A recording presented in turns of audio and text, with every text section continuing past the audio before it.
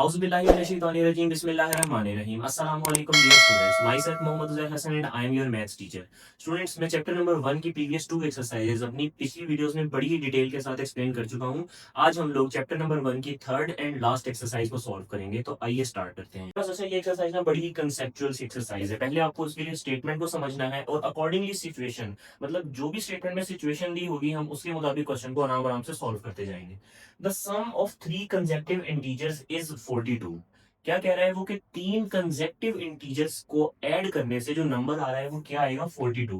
तो सबसे पहले हम देख लेते हैं कि कंसेक्टिव इंटीजर्स का मतलब क्या है। कंसेक्टिव इंटीजर्स का मतलब है स्टूडेंट्स कोई से भी इंटीजर्स जो वन एंड आफ्टर रिपीट हो रहे हैं, मतलब कि 13, 14, 15 ये हमारे पास कंसेक्टिव इंटीजर्स हैं। उसके बाद आपके पास 10, 11, 12 ये आपके पास कंसेक्टिव इंटीजर्स हैं। 101, 102, 103 ये भी आपके पास कंसेक्टिव इंटीजर्स है। ओके स्टूडेंट्स, मतलब कि 101 उसमें एक अगर हमने ऐड किया तो वो 102 हो गया। इस तरह से ये होता है कंसेक्टिव इंटीजर्स का कंसेप्ट। तो हम क्या करते हैं, हम लोग सिचुएशन के अकॉर्डिंग यहाँ पर ना डाटा को ना सीधा कर लेते हैं। 3 कंसेक्टिव इंटीजर्स मतलब कि हम लोग लेट करते हैं x is equal to first integer. पहला जो इंटीजर है उसकी वैल्यू हमने अपनी तरफ से लेट की x इक्वल। अब जाहिर है हमें पता है अगर पहला इंटीजर 10 है तो जो सेकंड कंसेक्टिव इंटीजर होगा वो क्या होगा 11 होगा। मतलब कि 10 में प्लस 1 किया तो 11 आया है। तो इसी तरह से हम सेकंड इंटीजर की वैल्यू ले लेते हैं x प्लस 1। ये हमारे पास क्या हो जाएगा सेकेंड इंटीजर। सेम इसी तरह हमें पता है कि जो थर्ड इंटीजर होगा वो क्या होगा 12 होगा। अगर जो भी हमारे पास आंसर आएगा वन एंड आफ्टर, तो हम क्या करेंगे, हमें पता है फर्स्ट इंटीजर 10 है जिसको हमने यहाँ पे x बोला है, तो x प्लस 2 करवा देंगे हम लोग। x plus 2 is equal to third integer. ये हम लोगों ने अपनी तरफ से सपोज कर लिया 3 इंटीजर्स की वैल्यूज। ठीक है स्टूडेंट्स, तो आगे चलते हैं। तो अब हम लोग अपनी सिचुएशन को ले लेते हैं। The sum of 3 consecutive integers is 42। हम लोगों ने 3 कंसेक्टिव इंटीजर्स अपनी तरफ से लेट कर लिए। अब हम इनको सम करेंगे, ठीक है, सिचुएशन के according. x plus 1 plus x plus 2, the sum of 3 consecutive integers. ये 3 कंसेक्टिव इंटीजर्स और इनको आपस में हमने प्लस कर लिया, सम हो गया। अच्छा, ये किसके इक्वल है 42 के इक्वल। ठीक है स्टूडेंट्स, अब हमने क्या करना है कि हम लोगों को 3 इंटीजर्स फाइंड करने हैं ये वाले। ठीक है, हम लोगों ने सिचुएशन सीधी कर लिया। अब इसको हम बैलेंस कर लेते हैं। x प्लस एक्स ये हो जाएगा 3x, 1 प्लस 2 3 और 42 एज इट इज आ जाएगा।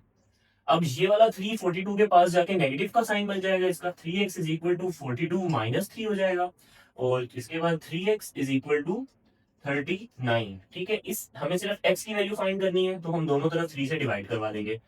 x की वैल्यू हमारे पास एंड में क्या आएगी 13। ठीक है स्टूडेंट्स, तो अब आप देख सकते हैं हम लोगों ने x को क्या लेट किया था फर्स्ट इंटीजर की वैल्यू, तो हमारे पास x की वैल्यू क्या आई है, फर्स्ट इंटीजर की वैल्यू हमारे पास क्या आई है 13। तो मैं यहाँ पर लिख लेता हूँ x इज इक्वल टू 13, मतलब ये हमारे पास फर्स्ट इंटीजर है। अब तो हमारे लिए क्वेश्चन बहुत ही आसान हो गया है। हम लोगों ने बाकी के 2 इंटीजर्स फाइंड करनी है, उसके लिए हम लोग x की जगह पे 13 को पुट कर देंगे। तो इस वाली इक्वेशन में x प्लस 1 की जगह x plus 1 is equal to 13 plus 1 is equal to 14। ये हमारे पास कौन सा आ गया सेकेंड इंटीजर।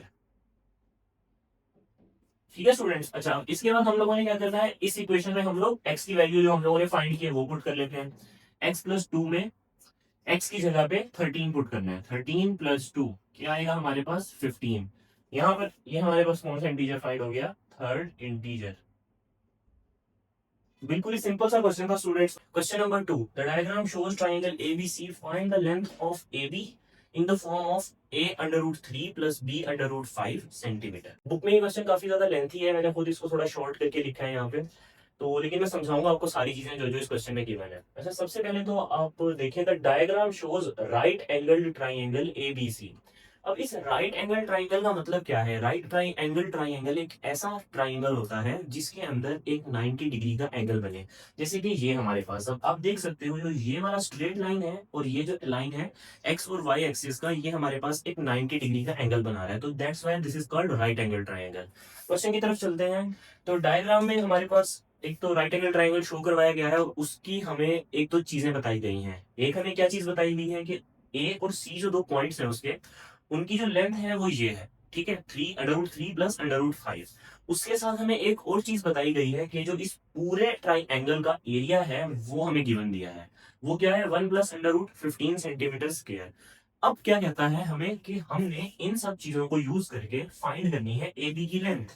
ए और बी, इसकी हमने लेंथ फाइंड करनी है, ठीक है स्टूडेंट्स। और उसके साथ एक छोटी सी चीज और कहता है कि ए बी की लेंथ सिर्फ फाइंड नहीं करनी, उसको इस फॉर्म में फाइंड करना है, a√3 प्लस b√5 वाली फॉर्म। अच्छा, सबसे पहले ना इसके लिए हमें एरिया ऑफ द ट्राइंगल का फॉर्मूला पता होना चाहिए। वो हमारे पास क्या होता है, एरिया ऑफ ट्राइंगल ABC।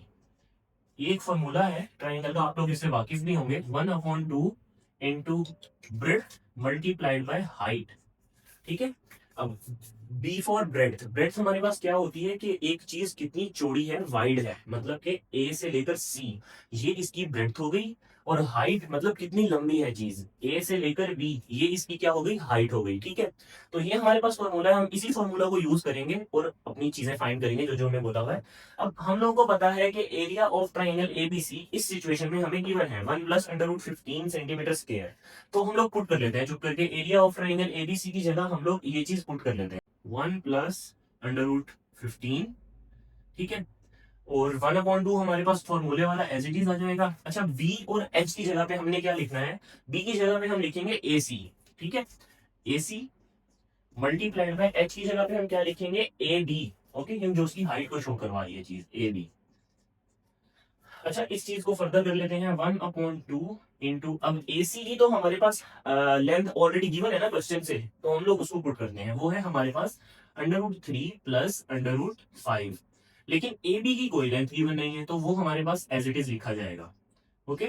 अब यहाँ पर आप लोग देखें, ये वाला 2 इधर इस पूरी इक्वेशन के साथ डिवाइड हो रहा है, तो हम लोग क्या इसको एंड 1 प्लस √15 के साथ मल्टीप्लाई करवा सकते हैं, ऑफ कोर्स करवा सकते हैं। तो हम यहाँ पर लिखेंगे 2 into 1 plus √15 is equal to, अच्छा अब इसी के साथ एक चीज और देख लें, ये वाला 2 जिस तरह हम यहाँ पर डिवाइड हो रहा था, इधर आके हमने मल्टीप्लाई करवाया है। जो ये AC की लेंथ है √3 प्लस √5, ये AB के साथ मल्टीप्लाई हो रही है, तो इसको भी तो हम इधर लेकर जाएं और डिवाइड करवा सकते हैं। इधर हमारे पास खाली AB रह जाएगा, तो हम लिख लेते हैं इसको यहाँ पे √3 प्लस √5, इधर हमारे पास सिर्फ और सिर्फ AB बच जाएगा। अब इस 2 को हम अंदर मल्टीप्लाई करवा देते हैं, ये हो जाएगा 2 plus 2 √15 divided by √3 plus √5 is equal to AB। देखा जाए तो हम लोगों ने एबी की एक लेंथ निकाल ली है अपनी तरफ से, पर लेकिन क्वेश्चन की तरफ दोबारा देखें तो हमें क्या बोला गया है कि हमने इस फॉर्म में फाइंड करनी है एबी की लेंथ, तो इसको हम फर्दर सॉल्व करेंगे। अच्छा, अब इस चीज को फर्दर सॉल्व करने के लिए आप लोगों को पता है कि जब डिनोमिनेटर में अंडर रूट आ जाए या इस तरह की कोई फॉर्म आ जाए, तो हम उसकी रैशनलाइजेशन करते हैं। तो आइए कर लेते हैं इसकी rationalisation. 2 plus √15 divided by √3 plus √5। अब इसकी रैशनलाइजेशन के लिए ये चीज इधर आके मल्टीप्लाई हो जाएगी न्यूमरेटर से भी डिनोमिनेटर से भी, लेकिन साइन चेंज करवा देंगे, √3 माइनस √5, इसी तरह से डिनोमिनेटर के साथ √3 माइनस √5 प्लस 2 √15 को इस वैल्यू से मल्टीप्लाई करवाएंगे, पहले 2 को इन दोनों से, उसके बाद 2 √15 को इन दोनों वैल्यू से मल्टीप्लाई करवाएंगे। तो 2 को करवा लेते हैं, 2 √3 आ जाएगा, एंड देन 2 को √5 से माइनस 2 √5 आ जाएगा। इसी के साथ हम लोग क्या करेंगे, 2 √15 को √3 से करवाएंगे, तो 2 तो हमारे पास एज इट इज आ जाएगा, लेकिन ये वाला 15 और ये वाला 3 आपस में दोनों मल्टीप्लाई हो जाएंगे। 15 3 हमें पता है 45 होता है, तो हम वही चीज अंदर लिखेंगे। इसी तरह से 2 √15 को 5 से मल्टीप्लाई कर पाएंगे, तो +2 एज इट इज आ जाएगा। तो ये हमारे पास क्या हो जाएगा, +2 √5 इंटू 15 हमारे पास होते हैं 75, ठीक है स्टूडेंट्स। और नीचे तो हमारे पास परफेक्ट स्क्वायर बन रहा है, √3 का whole square plus minus minus √5 का whole square, according to the formula of a plus b into a minus b is equal to a square minus b square. इस तरह से हमने इन दोनों को मल्टीप्लाई किया है। फर्दर करते हैं इस चीज को सॉल्व हम, तो हमारे पास क्या आएगा, इस पूरी वैल्यू में से हम लोग ना 2 को कॉमन ले लेंगे, ठीक है। आप देख सकते हैं हर किसी चीज के साथ 2 लगा हुआ है, तो हम उसको कॉमन ले लेते हैं, ठीक है। यहाँ पर हमारे पास क्या बचेगा, √3, यहाँ पर क्या बचेगा, माइनस √5, और उसके बाद √45 और √75, ठीक है स्टूडेंट्स। और इसी तरह न्यूमिनेटर की तरफ जाएं तो ये अंडर इससे कैंसिल और ये अंडर इससे कैंसिल स्क्वायर से, 3 माइनस 5 हमारे पास बचेंगे -2। अब हमारे पास क्या होगा कि ये जो -2 है ये इस 2 से कैंसिल हो जाएगा, तो हमारे पास पीछे जो वैल्यू बच जाएगी वो आएगी √3 माइनस √5। ओके, अच्छा 45 को हम लोग इस तरह से लिखेंगे ताकि हम लोग अंडर रूट को कैंसिल कर सकें, 9 × 5, ठीक है, ताकि हम 3 का स्क्वायर करें, वो जो 3 स्क्वायर हो अंडर रूट को कैंसिल करके एक 3 हमारे पास बाहर निकल है। इस तरह से हम 75 को लिखेंगे 25 × 3, ठीक है, ताकि हम लोग 5 का स्क्वायर करें, स्क्वायर अंडर रूट से कैंसिल हो और हमारे पास 5 भी बाहर आ जाए, नीचे हमारे पास सिर्फ और सिर्फ -1 बचेगा। अच्छा आगे करते हैं इसको, √3 माइनस √5, इस 9 की जगह पे हम लिखेंगे 3 स्क्वायर, वो स्क्वायर अंडर रूट को कैंसिल कर देगा तो 3 हमारे पास बाहर आ जाएगा, +3 √5। इसी तरह 25 की जगह पे हम लिखेंगे 5 स्क्वायर, ये स्क्वायर अंडर रूट को कैंसिल करेगा तो सिंपल 5 हमारे पास बाहर आ जाएगा, +5 √3। तो फ्रेंड्स ये √3 और ये √3, वैसे जहां पर कुछ नहीं होता हमें पता है वहां पे 1 होता है, तो हम इन दोनों चीजों को आपस में सब्ट्रैक्ट करवा देंगे। √3 तो हमारे पास वैसे ही आ जाएगा, पर लेकिन 1 -5 करेंगे तो पीछे वैल्यू क्या बचेगी, -4। ठीक है स्टूडेंट, अच्छा √5 और √5 सेम है हमारे पास, तो हम क्या करेंगे, +2 √5 हमारे पास इधर बच जाएगा। ठीक है स्टूडेंट्स, और डिवाइडेड बाय -1। अच्छा इस -1 को खत्म करने के लिए हम क्या करेंगे, इस माइनस को ऊपर जाके इन दोनों चीजों के साथ मल्टीप्लाई करवा देंगे, तो ये 1 हमारे पास खत्म हो जाएगा और इन दोनों चीजों का साइन चेंज हो जाएगा, तो हमारे पास बनेगा 4 √3 -2 √5। तो ये हमारे पास होगा फाइनल आंसर। ठीक है, अब देख लेते हैं हम कि हमारे पास जो ए बी की वैल्यू आई है वो हमारे पास क्या इसी फॉर्म में है, बिल्कुल a√3 मतलब कि कोई कांस्टेंट, मतलब 4 √3, एंड प्लस माइनस का कोई फर्क नहीं होता, मल्टीप्लाई डिवीजन में नहीं होनी चाहिए थी, तो -2b√5। ठीक है स्टूडेंट, तो बिल्कुल हमारे पास एक्यूरेट आंसर आया है, ये हमारे पास वैल्यू क्या होगी, a एंड b इसकी वैल्यू होगी। तो आगे चलते हैं, question number 4, find the two numbers whose sum is 68 and difference is 22। बड़ा ही आसान सा क्वेश्चन है, हम लोग बाय द गिवन कंडीशन बिल्कुल स्टेप बाय स्टेप चलते हैं। तो स्टार्ट करते हैं, दो नंबर्स फाइंड करने हैं जिनको ऐड करने से 68 आए और डिफरेंस मतलब के सब्ट्रैक्ट करने से 22 आए, सेम नंबर्स को। तो सबसे पहले तो हमने क्या करना है, हम लोग लेट कर लेते हैं अपनी तरफ से कोई से दो नंबर्स, एक नंबर हम लोग लेट करते हैं x और दूसरा नंबर हम लोग लेट करते हैं y। अब हमने इस क्वेश्चन में इन दोनों की वैल्यूज फाइंड करनी है, इनकी जो वैल्यूज होंगी वही हमारे पास दो नंबर होंगे। ठीक है, तो पहली कंडीशन देख लेते हैं, find two numbers whose sum, मतलब कि इन दोनों नंबर्स का जो एडिशन है वो किसके इक्वल हो, 68 के, दो नंबरों का सम इक्वल हो 68 के। ठीक है, ये तो हमारे पास हो गई पहली कंडीशन। दूसरी कंडीशन क्या है कि इन्हीं दो नंबर्स को सब्ट्रैक्ट करने से 22 आए। ठीक है, तो ओके स्टूडेंट्स, हमारे पास दो इक्वेशंस आ गई, इसको दे देते हैं हम नेम इक्वेशन नंबर 1 का, इसको दे देते हैं हम नेम इक्वेशन नंबर 2 का। अब हम लोग क्या करेंगे, हमें पता है कि दो वेरिएबल्स गिवन हो, हम लोग किसी एक की वैल्यू फाइंड कर सकते हैं इस तरह की सिचुएशन में। वो हम कैसे करते हैं, हम इन दोनों इक्वेशंस को ऐड करवा लेते हैं। तो हमारे पास क्या होगा, आप देख सकते हैं, x प्लस एक्स हमारे पास होता है 2x, plus Y minus Y आपस में कैंसिल हो जाएंगे, और 68 प्लस 22 हमारे पास हो जाएगा 90। तो यहां से हम लोगों ने सिर्फ x की वैल्यू फाइंड करनी है, 2 को दोनों तरफ डिवाइड करवाएंगे, x की वैल्यू आ जाएगी 45। बिल्कुल सिंपल सा क्वेश्चन है, हमारे पास एक नंबर की वैल्यू फाइंड हो गई है। अब हम लोग क्या करेंगे, इस नंबर से दूसरे नंबर की वैल्यू फाइंड करेंगे, x की वैल्यू को इन दोनों इक्वेशन में से किसी भी एक इक्वेशन में पुट कर लेते हैं। तो हम फर्स्ट इक्वेशन में पुट करते हैं x की वैल्यू को, तो इक्वेशन है हमारे पास x plus y is equal to 68।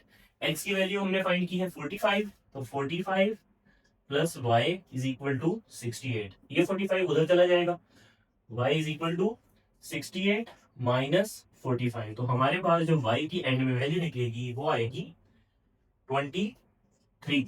Okay students, तो x की वैल्यू और y की वैल्यू, दो वैल्यूज हम लोगों ने फाइंड कर ली। अब हम चेक कर लेते हैं कि क्या जो हम लोगों ने आंसर निकाला है वो सही भी आया है। तो उसके लिए हम क्या करेंगे, x और y का सम ले लेते हैं, मतलब कि 45 प्लस 23 ये हमारे पास इक्वल होता है 68 के। हमारे पास पहली कंडीशन तो ये चीज सेटिस्फाई कर रही है। अब हम दूसरी कंडीशन की तरफ चलते हैं कि 45 माइनस 23 कितना होता है, 22। तो स्टूडेंट्स ये वैल्यू हमारे पास दोनों कंडीशंस को सेटिस्फाई कर रही है, that's why our question is correct.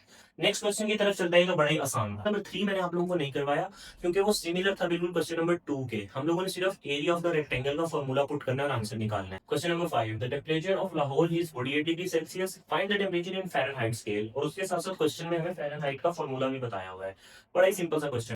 तो आप लोग देख सकते हैं ये हमारे पास फॉर्मूला है 5 प्लस 9/5 डिग्री सेल्सियस प्लस 32। सिर्फ और सिर्फ हमने इस डिग्री सेल्सियस की जगह 48 डिग्री सेल्सियस जो टेम्परेचर गिवन है उसको पुट कर देना है, हमारे पास फ़ारेनहाइट में टेम्परेचर निकल आएगा। सिंपल सी चीज है बिल्कुल। अच्छा, तो हम लोग इसको स्टार्ट करते हैं। F is equal to 9/5 degree Celsius की जगह हमारा टेम्परेचर जो हमें गिवन है क्वेश्चन में दैट इज 48, मल्टीप्लाई का साइन, क्योंकि जाहिर है जो कोई साइन होता है बीच में तो मतलब वो चीजें आपस में मल्टीप्लाई हो रही है, और प्लस 32। इसको अब सिंप्लीफाई कर लेते हैं आगे। 9 को 48 से मल्टीप्लाई करवाएंगे, हमारे पास वैल्यू आएगी 432 डिवाइडेड बाय 5। 48 को 9 से मल्टीप्लाई करवाया है, और plus 32 as it is. 432 divided by 5 होता है हमारे पास 86.4 plus 32।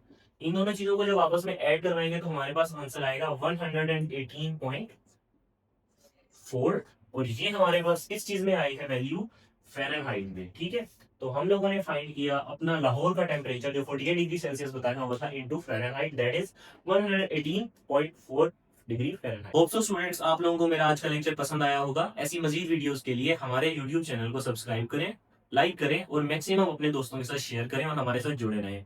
Thank you so much. खुदा हाफिज।